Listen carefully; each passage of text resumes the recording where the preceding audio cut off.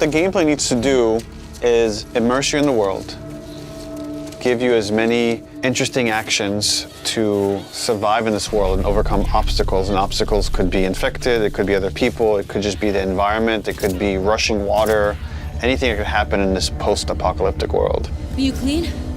Yeah. But more than anything, it needs to put you in Ellie's shoes, that you're experiencing what Ellie's experiencing, making you feel what she feels. Because the more we do that, the more the emotional beats of the story work for us, and the more they work for us in this very unique way that only works in video games.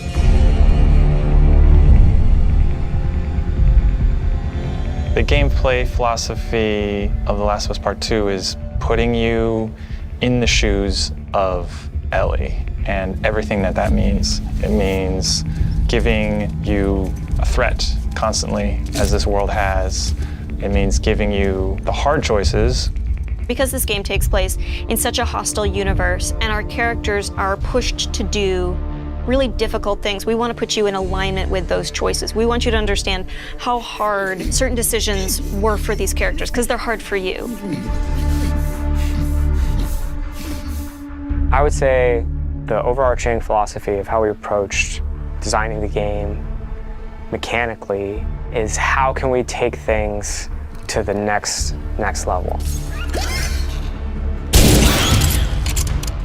Everything kind of comes out of the story. And how do we do it through systems? So one is you have to feel the pressure of survival.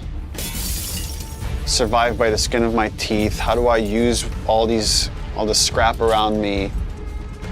Any kind of bullet, any kind of rag, any kind of bottle of alcohol. How do we give you that sense of being a survivor in this world?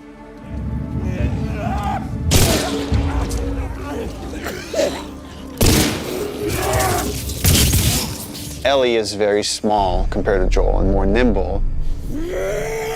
How do we make you feel like you're not the strongest person in the room, but you still should be able to rise to the challenge and survive, you know, a fight with a bunch of people that are all bigger than you? So therefore it meant creating a character and systems and mechanics that allow you to be much more nimble. And that's where we added a jump button. Deal. In the first game we had a clamber button, but not really jumping. And here, Ellie can jump. The combat scenarios are much more vertical, where Ellie can use elevation to her advantage. Prone is a huge, huge one. Prone, obviously, it means to lay flat on the ground. Something so simple, again, something that in real life you'd be able to do. Letting the player have access to all their weapons, all the items, crafting, everything while in that position. And it just creates so many more emergent things in gameplay. Now that we have this other state that the player could be in, which are very low to the ground, how else can we use this other than just hiding in vegetation? We're like, well, there's a lot of man-made things or different structures that have collapsed that allow just enough space for you to crawl under, which means that now, as enemies are looking for you, you can crawl under things and hide, and it's just one more way to assess your environment and use it to Ellie's advantage. Now, because you can hide under things, we made them smarter and gave them the ability to look under things. So while you might hide somewhere and be safe for a while, eventually they're going to start looking under stuff, and if you're hiding under a truck and they spot you, they're going to yank you out and then try to kill you.